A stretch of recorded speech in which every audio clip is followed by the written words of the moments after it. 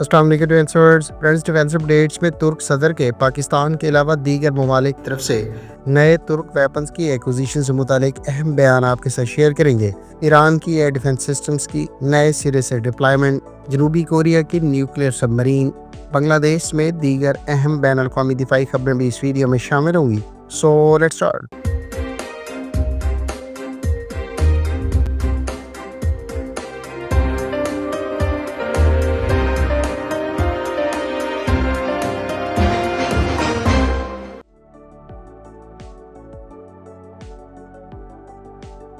Friends, ترک صدر نے اپنی لیٹسٹ اسٹیٹمنٹ میں کہا ہے کہ ترک دفاعی انڈسٹری کی پروڈکٹس میں کئی ممالک کی دلچسپی اس لیول تک پہنچ گئی ہے کہ ہم مختلف ممالک کے آرڈرز کو فلفل کرنے کے حوالے سے بھی چیلنجز کا سامنا کر رہے ہیں۔ انہوں نے خاص طور پر مزید ممالک کی جانب سے نئے آرڈرز کی ڈیمانڈز کا ذکر کرتے ہوئے پاکستان کا بھی ذکر کیا ہے۔ پاکستان کے حوالے سے ابھی تک یہ واضح نہیں کہ کون سے ترک ساختہ ویپنز پاکستان کی جانب سے آرڈر کیے گئے ہیں۔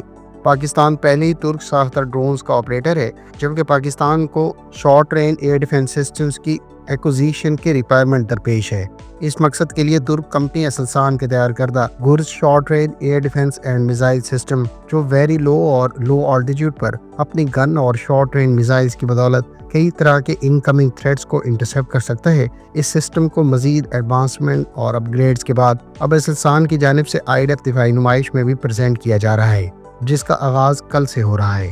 دوسری جانب اب سے چند روز پہلے انڈین میڈیا کی جانب سے بھی یہ دعوے سامنے آئے تھے کہ پاکستان ترکیہ سے مزید TB2 اور اکنجی ڈرون کے ساتھ ساتھ کروز میزائلز حاصل کر رہا ہے۔ ترک صدر نے خاص طور پر ڈیفنس انڈسٹری کی جانب سے اسپین کے تعاون سے تیار کردہ TCG انادولو کیریئر کا ذکر کرتے ہوئے کہا ہے کہ اب اس کے بعد ہم نیکسٹ جنریشن کیریئر اسپین کے ساتھ مل کر اگلے 3 سالوں میں تیار کریں گے، جبکہ انہوں نے مزید کہا کہ اس پروڈکٹ کو بھی اسپین کے پرائم منسٹر کی مکمل سپورٹ حاصل ہے۔ خیال رہے کہ ترکیہ کی TCG انادولو کیریئر بنیادی طور پر ایک ڈرون یا ہیلی کاپٹر کیریئر ہے اور اسے ترکیہ اپنی نیوی میں ڈرونز کیریئر کے طور پر انڈکٹ کر چکا ہے، جبکہ اس پر استعمال ہونے والے TB3 ڈرون کی بھی مختلف مرحلوں پر ٹیسٹنگ کا مرحلہ جاری ہے، جبکہ اس پر فیوچر میں کزیلما انمینڈ کامبیٹ ایئر کرافٹ بھی ڈپلائی کیا جائے گا۔ پاکستان کی جانب سے ممکنہ طور پر ترکیہ سے کلوز ان ویپن سسٹمز یا حال ہی میں متعارف کرائے جانے والے directed energy laser weapon systems بھی کنسیڈر کیے جا سکتے ہیں،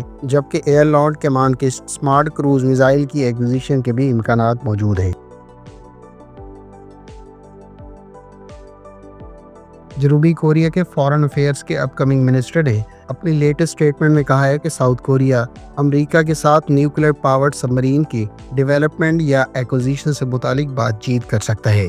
انہوں نے مزید کہا کہ امریکہ اور ساؤتھ کوریا اس وقت نیوکلیئر فیول کی ملٹری مقاصد کے لیے انریچمنٹ اور ری پروسیسنگ کو پروہیبٹ کرتے ہیں، تاہم فیوچر میں اسے ری نیگوشیٹ کیا جا سکتا ہے اور ساؤتھ کوریا اپنی ریکوائرمنٹ کے پیش نظر فیوچر میں امریکہ کے ساتھ مل کر نیوکلیئر پاور سب مرین کی ڈیولپمنٹ یا ڈائریکٹلی امریکہ سے ایکوزیشن پر غور کر سکتا ہے۔ انہوں نے مزید کہا کہ اس صورت میں جنوبی کوریا کو نیوکلیئر پاورڈ سب مرین ایکوائر کرنے کا موقع حاصل ہوگا، جو اس کی لانگ رینج انڈر سی ڈیٹرنس کو مینٹین کرنے میں مددگار ثابت ہوگی، جو اس وقت زیادہ تر US لیول فورسز پر ریلائی کر رہا ہے۔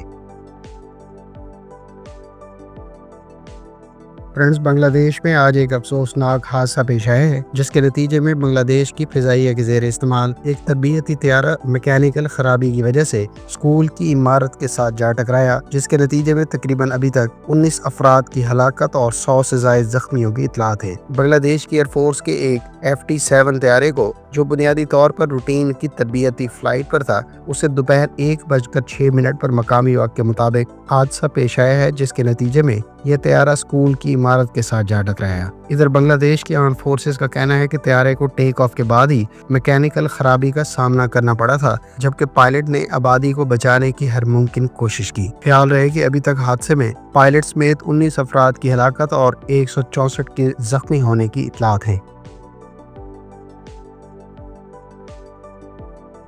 ایرانین حکام نے کہا ہے کہ اسرائیل کے ساتھ حالیہ کشیدگی کے دوران ڈیمیج ہو جانے والے مختلف ایئر ڈیفنس سسٹمز کو नए सिस्टम्स के साथ रिप्लेस और बाकायदा डिप्लाई कर दिया गया है। ख्याल रहे कि इसराइल और ईरान की हालिया कशीदगी के इब्तदाई मरहले में ही इसराइल की जानिब से ईरान के ज़ेर इस्तेमाल कई तरह के एयर डिफेंस सिस्टम्स को suppression of enemy air defence और destruction of enemy air defence जैसे मिशंस कंडक्ट करते हुए इब्तदाई मरहले में ही न्यूट्रलाइज किया गया था। इसराइल की जानिब से इन हमलों में जहां ग्राउंड बेस्ड इंटेलिजेंस ऑपरेटिव्स और एयर स्ट्राइक्स के जरिए ईरान की बहुत सी एयर डिफेंस तनसीबात को निशाना बनाया गया था, इन हमलों में मुख्तलिफ एयर डिफेंस सिस्टम से मुंसलिक रेडार्स और लॉन्चर्स को नुकसान पहुंचा था। ताहम ईरानियन हुकाम का कहना है कि इस कशीदगी के बाद अब मुख्तलिफ एयर डिफेंस सिस्टम्स और इनसे मुंसलिक यूनिट्स को मुतलका रिपेयर या नए सिस्टम्स के साथ रिप्लेस और डिप्लाई कर दिया गया है। ख्याल रहे कि ईरान ज़्यादातर मकामी सतह पर ही तैयार किए जाने वाले एयर डिफेंस सिस्टम्स और इनसे मुंसलिक इक्विपमेंट इस्तेमाल करता है।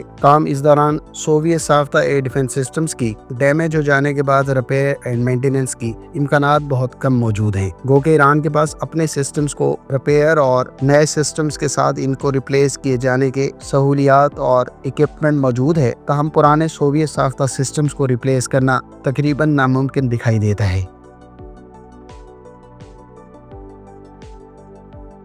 बेल्जियम की हुकूमत ने फैसला किया है कि अपनी डिफेंस कैपेबिलिटीज़ को फर्दर इन्हेंस करने की गर्ज से न सिर्फ नए F-35 स्टेल्थ एयरक्राफ्ट अक्वायर करेगा, बल्कि अपनी डिफेंस कैपेबिलिटीज़ को फर्दर इन्हेंस करने की गर्ज से नए एंटी एयरक्राफ्ट सिस्टम्स भी अक्वायर किए जाएंगे। बेल्जियम की हुकूमत ने इस एमुनिशन रेडीनेस प्लान 2025 के तहत इनिशली $2.6 अरब इन्वेस्ट करने का भी ऐलान किया है।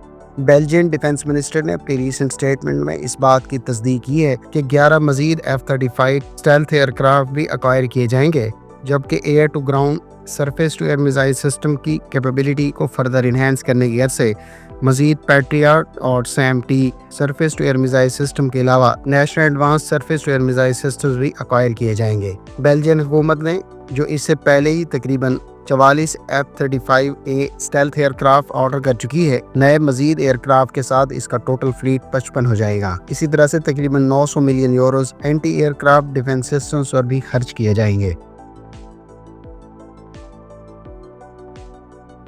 फ्रेंड्स, अमरीकी जरीदे वॉल स्ट्रीट जर्नल ने रिसेंटली दावा किया है कि तुर्किया यूरोपियन कंसोर्शियम से यूरो फाइटर टाइफून की एक्विजिशन से मुतालिक इब्तदाई कॉन्ट्रैक्ट आईडेफ दिफाई नुमाइश में साइन कर देगा। तुर्किया की जानिब से 40 से ज़ायद यूरो फाइटर टाइफून एक्विजिशन का फैसला अब से कुछ अर्सा पहले किया गया था। ताहम यूरो फाइटर टाइफून बनाने वाले कंसोर्शियम के रुकन ममालिक की जानिब से इत्तफाक राय न होने को लेकर अभी तक तुर्किया के साथ यूरो फाइटर टाइफून से मुतालिक किसी किस्म का कोई कॉन्ट्रैक्ट साइन नहीं हो सका। रिसेंट रिपोर्ट्स के मुताबिक अब जर्मनी की जानिब से आमादगी का इजहार किए जाने के बाद तुर्किया की जानिब से यूरो फाइटर टाइफून की फॉर्मल डील 22 से लेकर 26 जुलाई तक होने वाले आईडेफ दिफाई नुमाइश के मौके पर की जा सकती है। तुर्की अपने कान 5th जनरेशन कॉम्बैट एयरक्राफ्ट की फॉर्मेट डिप्लॉयमेंट से पहले अपनी एयरफोर्स की रिक्वायरमेंट के पेश नज़र 4.5 जनरेशन फाइटर एयरक्राफ्ट डिप्लॉय करना चाहता है, जो उसकी एयरफोर्स में आने वाले एक डेकेड से ज़ायद अरसे तक सर्व कर सके। इस मकसद के लिए तुर्किया ने अब से कुछ अर्सा पहले यूरो फाइटर टाइफून की एक्विजिशन का फैसला किया था। फ्रेंड्स, अगर आप यूरो फाइटर टाइफून की डेवलपमेंट हिस्ट्री,